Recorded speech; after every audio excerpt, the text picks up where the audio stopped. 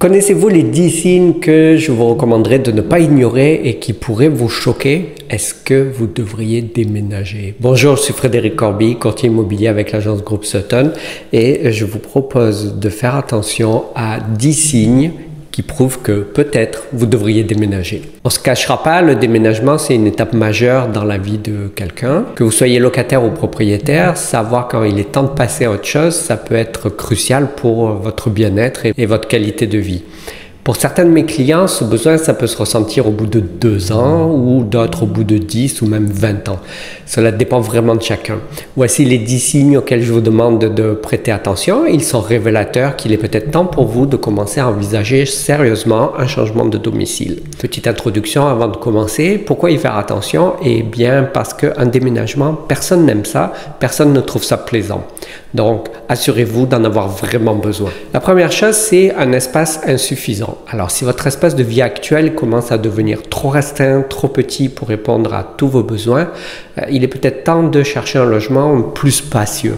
Cela peut être dû c'est peut-être l'agrandissement de votre famille ou l'accumulation de vos biens matériels. Vous avez peut-être besoin de beaucoup d'espace pour entreposer vos affaires pour le sport ou pour vos activités, ou simplement besoin de respirer plus et d'avoir un espace personnel plus grand, plus confortable. Le deuxième point, c'est un changement de situation financière.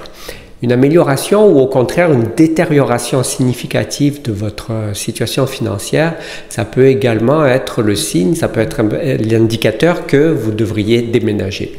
Si vous avez récemment bénéficié d'une augmentation de salaire, ou si vos économies vous permettent d'envisager une habitation plus confortable, ça peut être le moment de passer à l'étape suivante. À l'opposé, si vous venez de perdre votre emploi, si vous jugez que ce serait plus le temps de faire des économies, c'est peut-être mieux de déménager à ce moment-là. Troisième point à considérer, les problèmes de voisinage. Alors, des conflits récurrents avec vos voisins, ça peut rendre votre environnement de vie stressant et peu agréable. Si les problèmes de voisinage persistent malgré vos efforts pour les résoudre, comme je dis toujours, la communication avant tout, on peut envisager un emménagement dans un quartier plus adapté à votre style de vie où vous allez avoir le sourire lorsque le soir vous allez rentrer à la maison. Alors j'ai en tête un de mes clients qui m'a confié seulement 6 mois après avoir déménagé que le nouveau quartier dans lequel il venait d'acheter son condo n'était pas à la hauteur de ses attentes et finalement il n'aimait pas du tout ça, vivre dans ce quartier-là. Il se faisait une toute autre idée du quartier. Je ne lui ai pas conseillé de vendre tout de suite, pour la petite histoire, entre vous et moi, parce que c'était trop tôt pour récupérer son argent, il aurait perdu, au contraire de l'argent. Quatrième point, besoin de commodités supplémentaires. Si vous vous trouvez constamment en train de rechercher des commodités ou des installations qui ne sont pas disponibles dans vos quartiers actuels, je pense à des amis qui accompagnaient leurs enfants à des cours de natation et devaient traverser la ville pour ça parce que c'était la piscine la mieux adaptée pour eux. Ça peut être le signe qu'il est temps de trouver un endroit mieux adapté à vos besoins, alors que ce soit des parcs, des écoles, des centres commerciaux ou les services de santé dont vous avez besoin. Choisir un emplacement qui correspond à vos besoins, ça peut vraiment améliorer votre qualité de vie et éviter de perdre du temps dans les déplacements. Le cinquième point, changement de trajet. Par exemple, un trajet quotidien qui est vraiment trop long, ça peut être une source de fatigue, de stress ou tout simplement du temps perdu. Alors si vous avez récemment changé d'emploi ou si votre lieu de travail, lui, il a déménagé puis que vous avez dû suivre pour partir, c'est peut-être judicieux de trouver un logement qui soit plus proche pour réduire votre temps dans les transports en commun ou dans la voiture et améliorer ainsi votre équilibre travail-vie personnelle. Parce qu'on le sait, passer son temps dans les bouchons, c'est pas très relaxant et on arrive à plus stresser qu'autre chose à la maison. Comme je le dis souvent, ça fait partie de la qualité de vie. Sixième point, conditions de logement dégradées. Des problèmes structurels récurrents dans votre logement actuel, tels que des fuites d'eau, des moisissures ou des problèmes d'infestation. Je pense à, par exemple, les punaises de lit à Montréal. Ça peut compromettre votre confort et votre santé, et surtout le stress si vous avez un propriétaire qui ne répond jamais, qui n'est pas en mesure de résoudre ces problèmes de manière satisfaisante. Vous pouvez envisager de déménager pour un logement de meilleure qualité, peut-être la meilleure solution. Attention toutefois si vous avez un bail. Septième point, c'est des priorités de vie. Alors, quels sont les votes de priorité de vie? Parce qu'on le sait, la vie évolue avec le temps. Si votre logement actuel ne correspond plus à vos objectifs de vie ou à vos valeurs, il est peut-être temps de trouver un endroit qui correspond mieux à votre vision future. Je pense à des clients à moi qui, pour eux, c'était vraiment important d'aller s'installer dans une ville en particulier, dans un quartier en particulier.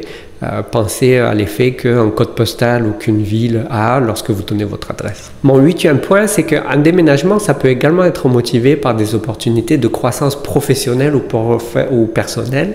Si vous avez la possibilité de déménager dans une région offrant de meilleures perspectives d'emploi ou d'éducation, ça peut valoir la peine de franchir le pas. Je pense à ces clients qui ont déménagé d'une très belle région pour venir s'installer en ville et se rapprocher de l'école privée où ils souhaitaient inscrire leur enfant. 9e point, le besoin de changement, tout simplement.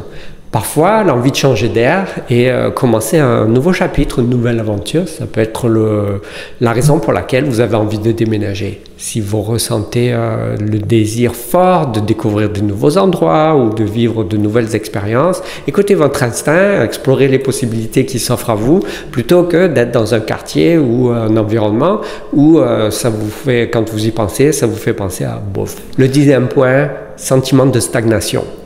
Si votre environnement actuel il vous donne l'impression de stagner sur le plan professionnel ou personnel, que vous avez fait le tour de tout, il n'y a plus aucun effet de découverte, un changement de décor, ça peut être un petit coup de pouce dont vous avez besoin. Et ça peut vous aider de déménager, de vous remotiver et de vous inspirer à poursuivre vos objectifs. Alors en conclusion, je dirais que reconnaître les signes qu'il est temps de déménager, ça peut vous aider à prendre des décisions éclairées pour votre avenir, que ce soit pour des raisons pratiques, émotionnelles ou même opportunistes, on ne se le cachera pas, en fonction du marché de l'immobilier.